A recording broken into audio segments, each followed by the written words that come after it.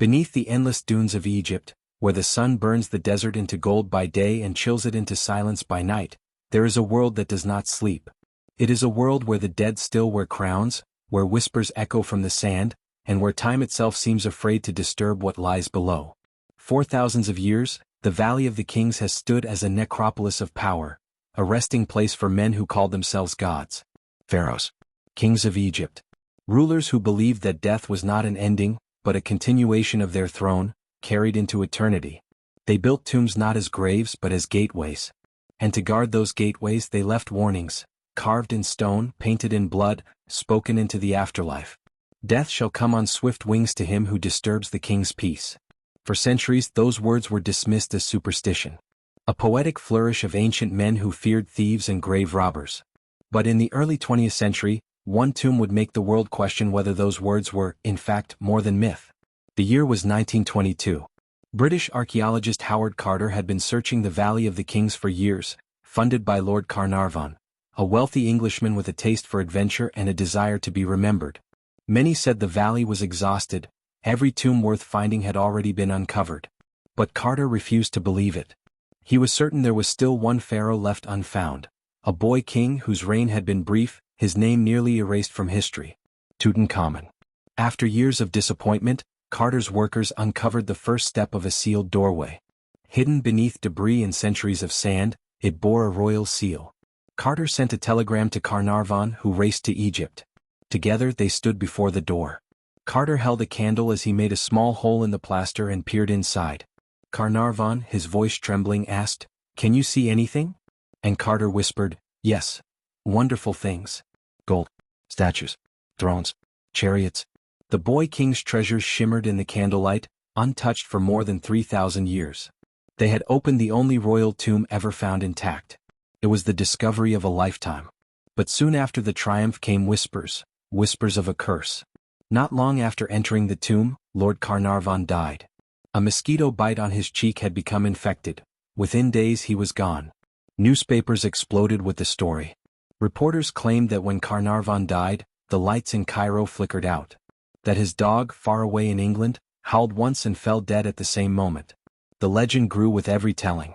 Some said there had been a warning inscribed on the wall: "Death shall come on swift wings to him who disturbs the king's peace." Others claimed the curse had been written in ancient spells, waiting for the intruders who dared to trespass. The world was captivated. What if the pharaoh's curse was real? What if Tutankhamun's soul, disturbed from its eternal throne, demanded vengeance? Yet Carter himself survived for many years after, as did many others who entered the tomb. Still, the coincidence was too perfect, the timing too eerie. The legend had taken on a life of its own. And as more people connected to the excavation met strange or sudden ends, the story deepened its roots in mystery.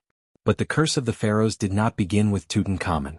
It had always been there, written in hieroglyphs long before the boy king was ever born. As word of Tutankhamun's tomb spread across the globe, the story of the pharaoh's curse ignited a fascination the world had never seen before. Newspapers printed tales of mysterious deaths, journalists whispered about ancient vengeance, and ordinary people, far from Egypt, began to fear even a glimpse of the mummified dead. One London paper published a chilling headline: "Pharaoh's Curse Strikes Down Explorer." Another described it as the revenge of the desert gods. The public couldn't get enough. For the first time, archaeology became theater, and the star of the show was death itself. But to the Egyptians the idea of a curse was nothing new. In their ancient belief, words carried power, not as metaphor but as literal magic. To write something was to bring it into being. And so, the walls of tombs were often inscribed with warnings, not for tourists or scientists, but for robbers who came in the night, seeking treasure. One of the oldest curses ever found was carved in the tomb of a noble named Kentika Ikeki, dating back over 4,000 years. Read: "As for all men who enter this tomb, there will be judgment. I shall seize his neck like a bird." Another, found in a pyramid tomb in Saqqara, declared that any intruder would be devoured by a crocodile, a lion, and a serpent, 3 symbols of divine retribution. To the ancient mind, these weren't metaphors. They were threats, binding spells meant to summon real harm. And though most archaeologists of the modern era dismissed them as superstition, the truth was that many who entered Egypt's ancient tombs did suffer sickness, accidents, or even death. Whether it was coincidence, bacteria, or something beyond explanation, that was for each to decide. After Lord Carnarvon's death, the so-called Pharaoh's curse began claiming more supposed victims. George J. Gould, an American financier who had visited the tomb, died of fever shortly after returning home. Arthur Mace, one of Carter's team members, fell ill and passed away within a few years. Richard Bethel, Carter's secretary, was found dead in his bed, smothered under mysterious circumstances. And his father, overcome by grief and whispers of a family curse, took his own life. By the time a dozen men connected to the tomb had died, the myth had already crossed from folklore into obsession. Even those with no ties to the excavation claimed to feel the curse's touch. Museum workers in London reported seeing shadows near Egyptian exhibits. Visitors fainted at the sight of the boy king's mask. One curator swore he heard a voice whispering from within a sarcophagus, "Leave us be."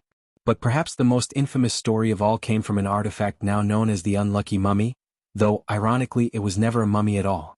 It was a painted wooden coffin lid, depicting the face of a priestess of Ammonius. In the late 1800s, it was sold to an English traveler, who reportedly met misfortune soon after. Over the next few decades, it passed from hand to hand, bringing ruin to its owners, fires, sickness, accidents, and even death. Eventually, the artifact was donated to the British Museum, where it remains today. And though the museum denies any curse, rumors persist that the priestess's spirit still lingers, trapped between the world of the living and the dead. Some even say that when the mummy case was being shipped across the Atlantic, it was aboard the RMS Titanic. The ship sank, of course, and the priestess's curse, it seemed, had claimed hundreds more. There's no evidence the artifact was ever on the Titanic. But myths don't need evidence, they only need belief. And by then the world believed. As for Howard Carter, the man who had opened the tomb itself, he lived another 16 years after the discovery, dying peacefully in 1939. No plague struck him down, no sudden curse claimed him. And yet, even in his death, the whispers didn't stop. When Carter's tomb was examined, a small statue of a protective scarab beetle was found among his possessions. On its base, an inscription in hieroglyphs read, "I am the protection of the dead. I ward off the evil that comes in the night." Some said he carried it to guard against the very curse he had unleashed. Others believed he had made peace with the pharaohs, that he had asked their permission to enter their realm, and they had granted it. But perhaps the truth lies deeper, buried beneath the sands like the tombs themselves. Because long before Tutankhamun, Egypt's rulers had prepared for eternity, not with hope but with fear. Deep in the heart of Egypt's sands, beneath the crumbling temples and broken columns, lies the secret heartbeat of a civilization obsessed with eternity. To understand the so-called curses of the pharaohs, you have to first understand the world they believed awaited them after death. To the ancient Egyptians, death was not a wall, it was a door. Beyond that door stretched the Duat, a shadowy landscape between life and the next world. It was filled with rivers of fire, serpents with human faces, and gates guarded by gods. Only the pure, the righteous, and the properly prepared could pass through. The pharaoh, above all others, had to be ready. His tomb was not a burial chamber, it was a launch site for his soul. Every item buried with him served a purpose. Gold wasn't just treasure, it was the flesh of the gods. Food, wine, and jewelry were sustenance for a spirit's eternal journey. And around him were carved words of power, protective hymns, warnings to intruders, and invocations meant to shield the king from harm. The Egyptians called this process Heka, magic. Not tricks or illusions, but the divine energy that created and sustained the world. To speak a name was to give it life. To erase a name was to destroy a soul. So when a thief chiseled into a royal tomb and scraped away a pharaoh's name from the wall, it wasn't vandalism, it was murder in the spiritual sense. That's why curses were more than deterrents, they were weapons. Words carved in stone, charged with divine intent, meant to strike back at those who would steal from the dead. The priests who prepared the kings for burial took their work seriously. They believed that a single misstep in the mummification process could doom a pharaoh's spirit forever. First, they removed the internal organs and placed them in sacred jars guarded by the sons of Horus. The heart, seat of the soul, was left in place, for it would be weighed by the god Anubis against the feather of truth in the afterlife. Then the body was dried with natron salt, wrapped in hundreds of linen strips and sealed with resin. Between the layers they slipped protective amulets, tiny scarabs, eyes of Horus, miniature ankhs, each inscribed with a purpose. One to guard the mouth, another to protect the heart, another to ensure the spirit could breathe in the next world. The final step was the opening of the mouth ceremony, where priests touched the mummy's lips with sacred tools to restore speech and sight. The pharaoh they believed could now speak again, in the land of the gods. Every act, every word, every carving was meant to secure an unbroken line of power from the living throne to the throne of eternity. And yet, for all their efforts, these kings were destined to be disturbed. Time is the one thief no tomb can keep out. Centuries passed. Empires rose and fell. Sand buried the entrances, hiding them from the world. But when explorers and archaeologists began reopening the tombs, they weren't just trespassing on history, they were crossing into a space the ancients had declared sacred. To them, what followed was inevitable. Inside those sealed chambers, the air had not moved for thousands of years. The moment a modern human stepped in, he was breathing the same ancient atmosphere that once filled the pharaoh's lungs. Scientists now know that toxic spores and bacteria can survive on mummified remains and decaying organic material for millennia. Breathing that dust, mixed with old fungus and bat guano, could easily cause deadly infections. But to a public hungry for mystery, infection was not as thrilling as a curse. As excavation fever swept across Egypt, stories of curses multiplied. Tomb robbers in Luxor claimed to have seen apparitions, faint lights moving through corridors at night. An American tourist supposedly took a scarab trinket from a ruin and died weeks later in a car accident. Even journalists who reported skeptically on the curse began adding details that kept readers hooked. Strange coincidences, sudden storms, cryptic hieroglyphs said to appear in photographs. Some of those stories were inventions. Some were misunderstandings. But all of them had one thing in common. They tapped into an older, deeper truth, that human beings, no matter how rational, feel something when they stand before the relics of the dead. Especially when those dead once called themselves gods. In the temples along the Nile, the Egyptians believed that statues could hold the living essence of a person or deity. A sculpted face wasn't just art, it was a vessel. A painted eye could see. A name carved into stone could listen. So when the archaeologists removed statues, masks, or mummies from their tombs and placed them in bright museum halls, perhaps it felt, to whatever might remain of the ancient soul, like exile. Even in modern times, some visitors claim to feel a pressure, a heaviness, when they stand before the golden mask of Tutankhamun. Museum staff have whispered of doors opening on their own, or security cameras flickering at night. Rational explanations exist for all of it, but then, rationality has never been the reason people visit tombs. They go seeking a feeling. A brush with the unknown. And if the unknown brushes back, even for a heartbeat, the legend grows stronger. In the decades that followed the discovery of Tutankhamun's tomb, the line between legend and reality blurred. Newspapers no longer needed facts, they needed fear. And the curse gave them exactly that. By the 1930s, Egyptomania had spread around the world. The boy king's face appeared on postcards, cigarette cases, movie posters, even jewelry. But beneath the glamour, something darker stirred. Superstition crept into the modern age like an old ghost wearing new clothes. Scientists, soldiers, and politicians all became caught up in the spell of the pharaohs. One of the strangest stories came from a man named Sir Archibald Douglas Reed, the radiologist who first X-rayed Tutankhamun's mummy. He was a skeptic, a man of science, dismissing talk of curses as nonsense.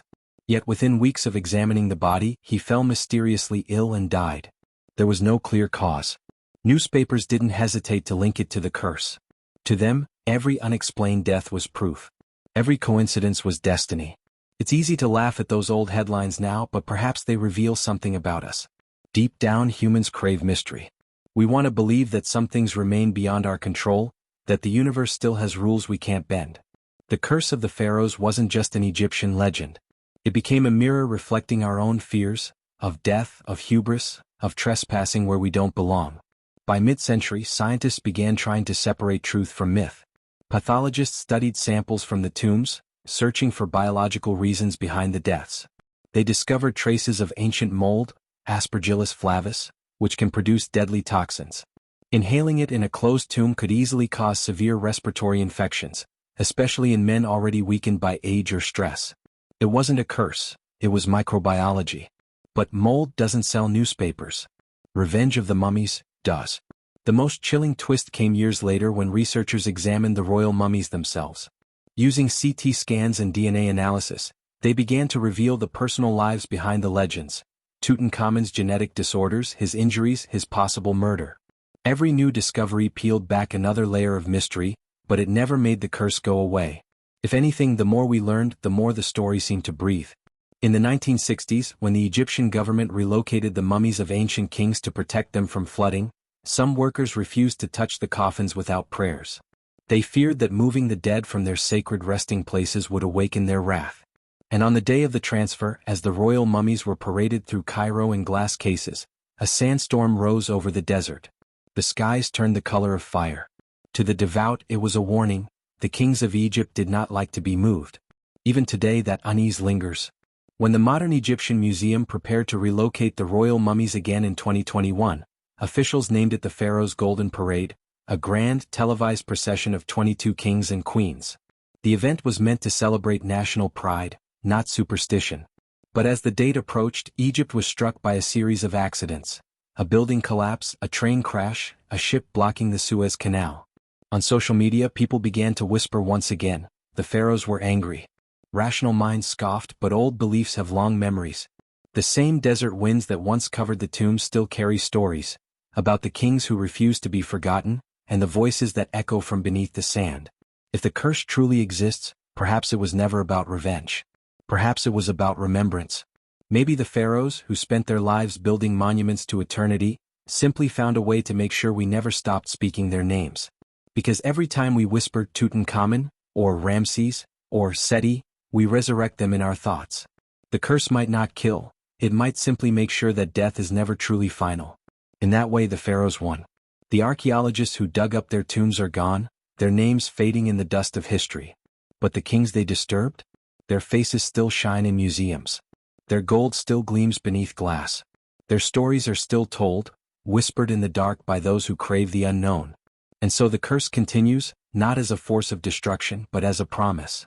A promise that some thrones can never be dethroned, some rulers can never be silenced, and some mysteries refuse to rest. Perhaps that's why we still feel something when we see the hollow eyes of a mummy or stand before an ancient sarcophagus. It's not fear, it's recognition. A quiet understanding that power, once claimed, leaves an echo. That history, once disturbed, never stops whispering. And in the silence between heartbeats, if you listen closely enough, maybe, just maybe, you can still hear the pharaohs speaking. Their message is always the same. Respect the throne. Remember the name. And let the dead keep their secrets.